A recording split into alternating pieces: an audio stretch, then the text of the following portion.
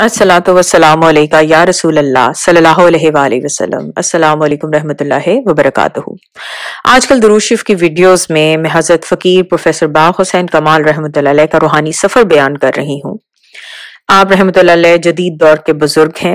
आप रहमतुल्लाह अलैह कम अज कम रोजाना 2.25 लाख मरतबा दुरूद शरीफ पढ़ते थे, और ज्यादा कितना पढ़ते थे वो एक राज है। आप रहमतुल्लाह अलैह का सफर बयान करने का मकसद ये है कि आप रहमतुल्लाह अलैह कहते हैं कि आपको जो भी मिला वो दुरूद शरीफ की बरकत से मिला। पिछली वीडियो में मैंने बताया था कि आप हज़रत मौलाना अला यार खान रहमतुल्लाह अलैह के हल्का ज़िक्र में शामिल होते हैं। वहाँ पे एक साहब कहते हैं कि कुछ नए लोग नज़र आ रहे हैं तो वो ज़िक्र का तरीका समझ लें। आप कहते हैं कि मुझे यूँ महसूस हुआ कि जैसे मुझे ही कहा जा रहा है। बताने वालों ने लताइफ के मुकामात की निशानदही की, और जब ज़िक्र के दौरान लताइफ के नाम गिनवाए जाने लगे तो मुझे महसूस हुआ कि यहाँ महज पीर साहब की ज़ियारत ही काफ़ी नहीं समझी जाती, बल्कि अमलन राह तरीक़त पर गामज़न भी किया जाता है। ज़िक्र के बाद मैं हज़रत जी रहमतुल्लाह अलैह की मजलिस में जाकर बैठ गया। कुछ अजीब सुकून परवर फ़िज़ा थी कि वहाँ से उठने को जी ना चाहा, और घर लौटने के बजाय मैंने रात वहीं क़याम किया। मग़रिब की नमाज के बाद हज़रत जी रहमतुल्लाह अलैह ने ज़िक्र कराना शुरू किया। लताइफ के दौरान कैफ़ो सरूर का अजब आलम था।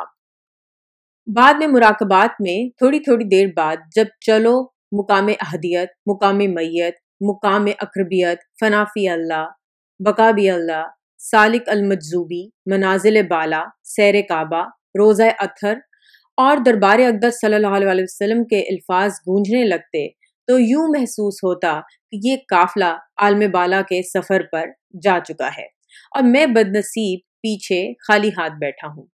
इसके बाद नमाज इशा अदा की गई और घरों में सोने का इंतज़ाम हुआ। सहर दम आवाज़ आई कि भाई साहब उठिए। मालूम हुआ कि नमाज तहज्जुद यहाँ का एक लाजमी प्रोग्राम है। जब हज़रत जी रहमतुल्लाह अलैह ने ज़िक्र कराना शुरू किया तो बेवक्त उठने के बावजूद एक खुशगवार कैफियत थी। ज़िक्र के बाद नमाज फ़जर अदा की गई। मस्जिद से उठकर स्कूल आ गए। यहाँ किताबों का एक स्टॉल नज़र आया, जहाँ हज़रत जी रहमतुल्लाह अलैह की तसव्वुफ़ और सलूक पर शाहकार किताब दलाइलुल सलूक उठा ली, और फिर जो मैंने पढ़ना शुरू किया तो ऐसा पढ़ना शुरू किया कि 300 सफ़ात की किताब शुरू से लेकर आखिर तक एक ही नशिस्त में पढ़कर उठा। पढ़ने के बाद दिलो दिमाग की दुनिया में जैसे ज़लज़ला सा आ गया था और बेफिक्री और बेयकीनी के बादल छट गए थे। कैफ़ो सुरूर और ईमान और यकीन की एक लाजवाल कुव्वत से मेरा दिल भरा हुआ था, और मुझे महसूस हुआ कि यही वो खला थी जिसे पुर करने से दुनिया की नेमतें और महफिलें पीछे रह गई थीं। दूसरे दिन दौरान ज़िक्र कुछ इंतहाई खूबसूरत नक्शो निगार की तख्तियाँ सिनेमा स्लाइड की तरह निगाहों के सामने से गुजरने लगी। ऐसे डिज़ाइन और रंगों का कॉम्बिनेशन देखा जो मस्जिद वज़ीर खान लाहौर की नक्काशी से भी लाखों दर्जे खूबसूरत था। ज़िक्र के बाद एक साथी ने पूछा, कमाल साहब कोई अनवारात भी नज़र आते हैं? मैंने बताया कि आज बहुत ही हसीन नक्शो निगार देखे हैं। कहने लगे, आए आपको एक साथी के पास ले चलूं, वो साहिब कश्फ हैं, आपके लताइफ की हालत बता देंगे। इनके पास गए। उन साहब ने मेरे सीने पर निगाह डाली और दूसरे लम्हे कहने लगे कि आपके 3 लताइफ मुनव्वर हो चुके हैं और 2 ज़रा मध्यम हैं। कल तक इंशाअल्लाह ताला वो भी रोशन हो जाएंगे। मैंने हैरत ज़दा होकर पूछा, आपको कैसे पता चला? मुस्कराकर कहने लगे, आपको जो नकूश नज़र आए हैं इनमें सफ़ेद, सब्ज, सुर्ख, सुनहरी रंग थे ना? जब नीले और स्याह रंग भी दिखाई दें तो समझ लीजिएगा कि अल्लाह ताला के फजलो करम से आपके तमाम लताइफ मुनव्वर हो गए हैं। मैंने कहा, इतनी जल्दी? कहने लगे, जी हाँ। हज़रत जी रहमतुल्लाह अलैह जो कमाल साहब के उस्ताद मोहतरम हैं, कहने लगे कि वो सालों का रूहानी सफ़र दिनों में तय कराते हैं। चुनाचा वही हुआ। दूसरे दिन इन नकूश में नीले और काले रंगों का भी इजाफा हो गया। हालत ये थी कि सुबह होती तो सोचता शाम को घर चला जाऊंगा, आज दिन यहीं गुजार लूं। शाम होती तो कहता रात गुजार लूं, सुबह चला जाऊंगा।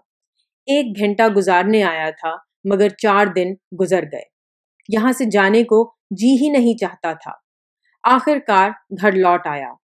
15 سالوں میں یہ پہلی مرتبہ تھا کہ چکوال پہنچ کر کسی شاعر دوست سے ملے بغیر سیدھا گھر چلا گیا۔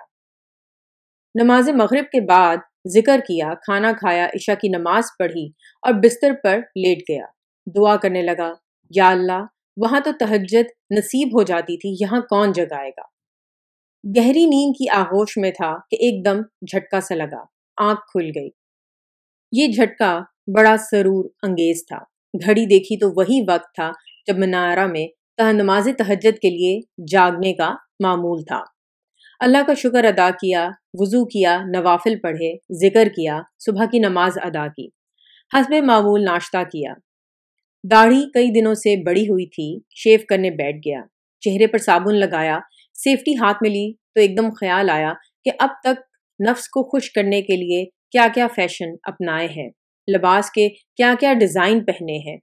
اب اگر اللہ کے راستے پر چل نکلے ہو اور اس پر یقین ہے تو کم از کم حلیہ ہی رسول صلی اللہ علیہ وسلم جیسا بنا لو۔ خیال آتے ہی ہاتھ رک گیا، سیفٹی کا رخ بدل گیا، جس نے چہرے کو خط سے مزین کر دیا۔